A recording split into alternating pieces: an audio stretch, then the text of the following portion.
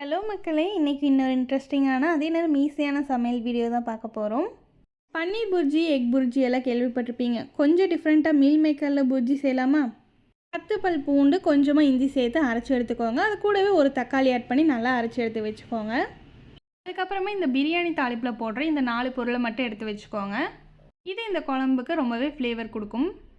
அதுக்கப்புறம் ஃபர்ஸ்ட் ஒரு பேனில் ஆயில் போட்டுக்கோங்க. இது ஃபுல் அண்ட் ஃபுல் நெய்யில் செஞ்சாலுமே ரொம்ப நல்லாயிருக்கும்.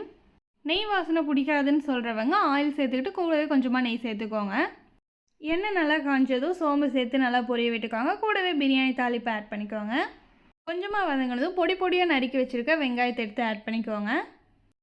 வெங்காயத்தை இந்த மாதிரி சைஸில் கட் பண்ணிக்கோங்க. அப்போ சாப்பிடும்போது ரொம்பவே க்ரன்ச்சியாக இருக்கும்.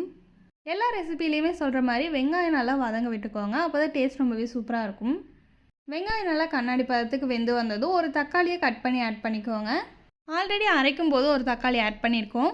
உங்களுக்கு புளிப்பு எவ்வளோ வேணுமோ அவ்வளோ ஆட் பண்ணிக்கோங்க. வெங்காயம் தக்காளி ஈஸியாக வதங்குறதுக்காக கொஞ்சமாக சால்ட் சேர்த்து நல்லா வதக்கிக்கோங்க. வெங்காயம் தக்காளி நல்லா சுருண்டு வர அளவுக்கு வதக்கிட்டு நம்ம அரைச்சி வச்சுருக்க பேஸ்ட் எடுத்து ஆட் பண்ணிக்கணும். ஸ்டார்டிங்லேயே இஞ்சி பூண்டு தக்காளி போட்டு அரைச்சி வச்சுருந்தோம் இல்லையா, அந்த பேஸ்ட்டு ஆட் பண்ணிக்கோங்க. இந்த ரெசிபி யாராவது ஆல்ரெடி ட்ரை பண்ணியிருந்தீங்கனாலும் மறக்காமல் கமெண்ட் செக்ஷனில் கமெண்ட் பண்ணுங்கள். வேறு ஏதாவது ரெசிபி வேணுனாலும் கமெண்ட் பண்ணுங்கள், அதையும் ட்ரை பண்ணி பார்க்கலாம்.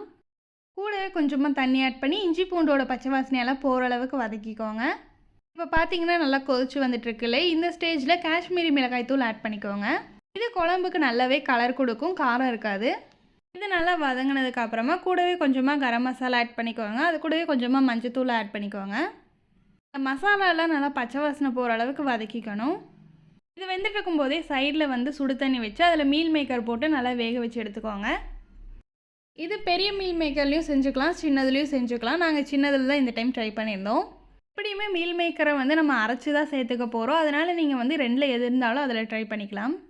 ஆல்ரெடி வேக வச்சுருக்க மீல் மேக்கரை எடுத்து மிக்ஸி ஜாரில் போட்டு இந்த மாதிரி குறப்பாக அரைச்சி எடுத்துக்கோங்க. ரொம்ப பேஸ்ட் மாதிரி அடித்து எடுத்துட்டிங்கன்னா நல்லா இருக்காது. இந்த மாதிரி கொஞ்சமாக வாயில் தட்டுப்படுற மாதிரி அடிச்சுக்கோங்க. குழம்போட இந்த ஸ்டேஜில் தேவையான அளவு உப்பு ஆட் பண்ணிக்கோங்க. உங்களுக்கு கெட்டியாக வேணும்னு நினச்சிங்கன்னா இந்த ஸ்டேஜ்லேயே மீல் மேக்கரை ஆட் பண்ணிக்கலாம். பட் ஒரு 4 பேரெல்லாம் இருக்காங்க, நிறைய வேணும்னு நினச்சிங்கன்னா கொஞ்சமாக தண்ணி ஆட் பண்ணிக்கோங்க. டேஸ்ட் எந்த விதத்துலேயுமே டிஃப்ரெண்ட்டாக இருக்காது, நல்லாயிருக்கும் ரொம்பவே. தண்ணி ஆட் பண்ணதுக்கப்புறமா அரைச்சி வச்சுருக்க மீல் மேக்கர் எடுத்து ஆட் பண்ணியாச்சு.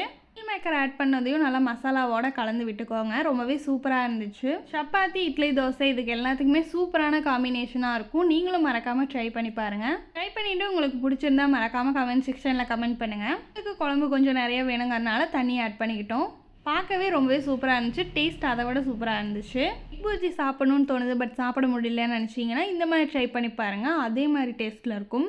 இந்த வீடியோ பிடிச்சிருந்தா லைக் பண்ணிவிட்டு உங்கள் ஃபேமிலி அண்ட் ஃப்ரெண்ட்ஸுக்கு ஷேர் பண்ணி விடுங்க. இந்த மாதிரி இன்ட்ரெஸ்டிங்கான வீடியோஸ் பார்க்க நம்ம சேனலை சப்ஸ்கிரைப் பண்ணி வச்சுக்கோங்க. இன்னொரு இன்ட்ரெஸ்டிங்கான வீடியோவில் பார்க்கலாம். அது வரைக்கும் பாய்.